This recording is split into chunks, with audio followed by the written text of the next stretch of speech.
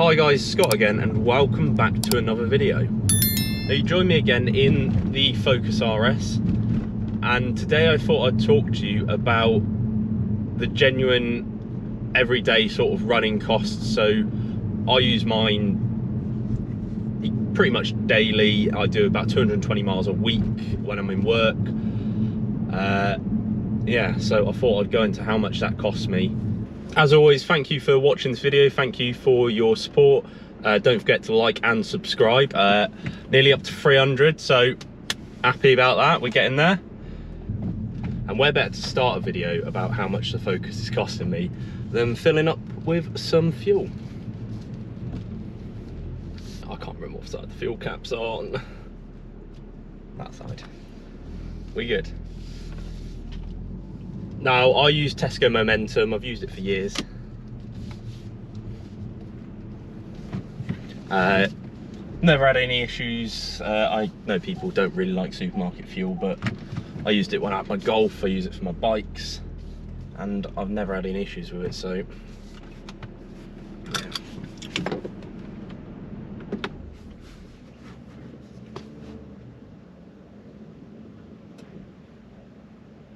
I've forgot my mask.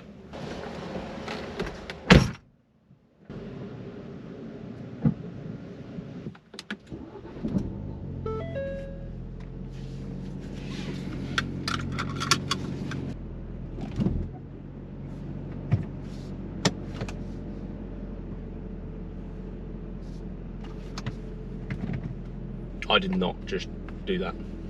Just rolled it on the handbrake.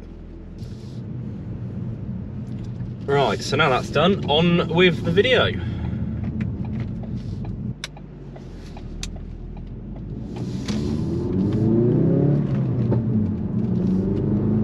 Thought I would talk to you today about how much the Focus RS actually cost me to run realistically. Because I know when I was looking into it, doing a lot of research on the car when I was looking at buying one, there wasn't too much about that I could find that really sort of went into, you know, actual fuel costs and stuff like that.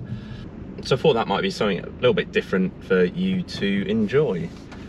So as I mentioned earlier, I use this pretty much daily, and I do about 200 to 300 miles a week.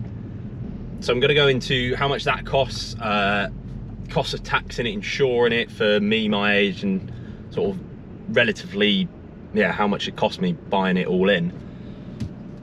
So easiest one we'll get out of the way is road tax. Road tax, I didn't actually realise until I read on the Mark III RS owners group on Facebook that it's different if you bought one after the new tax bracket cut off in 2017. It's actually cheaper to tax a newer RS. I can't remember exactly by how much, but I think it was about 50 quid. So I think mine was about 250, and there's a blanket charge. Oh, I think the blanket charge is £130 for a year after the car is 3 years old. So you're pretty much halving your tax, I think. Don't quote me. I should have done my research before filming this, but I wasn't expecting to include the tax. So for me, it was about £250 a year. Which I don't think that's bad. It's less than it is to tax the MR2 for a year, which I'll tell you about in another video. But 250 quid, it's not ideal most of the time. Like, it's cheap for what the car is, I think, so I'm not really that unhappy with it. Insurance, I've definitely said about this before. My insurance cost me £600 for the year. And I was honestly amazed with that, because I was looking at other cars about, and they were trying to charge me well into the thousands for performance cars, and then out of chance I looked at the Ford and it was only 600 quid. So I don't know where this sits in tax bracket wise, insurance bracket compared to the others, but it was a lot cheaper than some of the other cars I was looking at. I was looking at an A35 AMG. I'm glad I got this. I still really like the A35s and A45s, but the insurance was like double. And general cost of buying the car, I bought mine for 27,000 just below. It was like 26,990 something, but round it up 27,000. So if you include tax, insurance, and buying the car, it was about 28,000, which is a lot of money to spend on a car, but it's a lot of car. I love it. I honestly, it's worth every penny. It's gonna be a future classic, I'm telling you now. Everyone looks and likes old Fords. One day this will be an old Ford and I'll be an old man. So on to the main question I was answering today is, how much fuel does this thing use using it daily? All honesty, if I simple it, quick answer, not as much as I would have thought when I bought it. I thought it was going to be a lot worse. Like, you do visit the petrol station quite often, but if you go off Ford's computer and what it tells you it does, it's wrong. I don't know why. I found it, no matter how many times you reset it, the trip computer on here, I've never seen it go for a trip. I've never seen it go above 20 point something.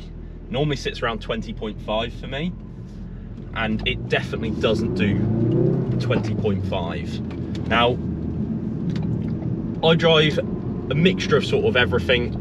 A bit of spirited driving, getting into singing a little, making some pops and bangs because you got to, and a bit of motorway. So it's not all just town motorway, it's literally a mix of everything that I do. And Ford's computer always says, I think it's understating its figures on how much it's doing for the MPG wise. So if I had a look at it now, it says I've done 20.7 miles per gallon for this trip, and that was over 125 miles. I should reset that because I've just filled up.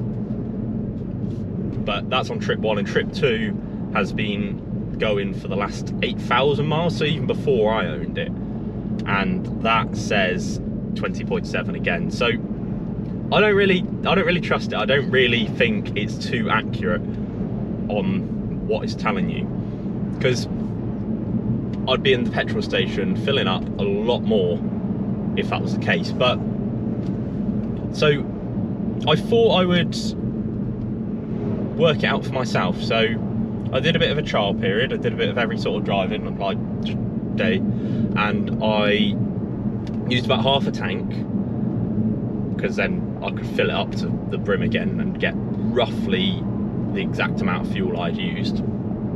And I worked it out off what the trip computer had told me I'd done in miles, to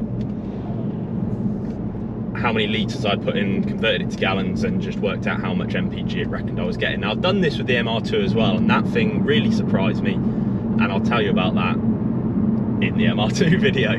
But I worked it out to getting 29.8 MPG, and that isn't just motorway driving, that's with me giving the beans a little sometimes, because you've got to. But 29.8 is close enough to 30, and 30 is pretty good considering it's a 375 horsepower mean machine.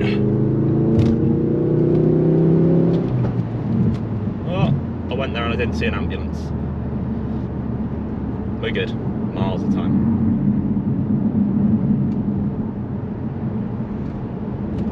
It's a big old road.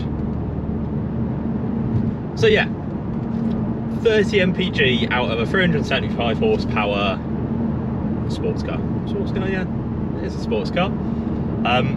Honestly, I'm pleased with it. Like, the Golf definitely got more, but that was an automatic and wasn't as exciting to drive, and you sort of sat there and it would do its own thing, so it would work out fuel better, because I always say, and it's coming more apparent, computers are always going to be better at working stuff out than humans, like fact.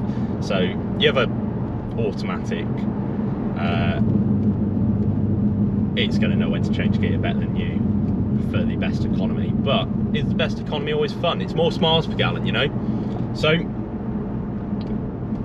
with that being said, 30 mpg I get about 300, I think I've had 340 miles out the tank to one of these, and yeah, 340 miles to the tank is pretty good.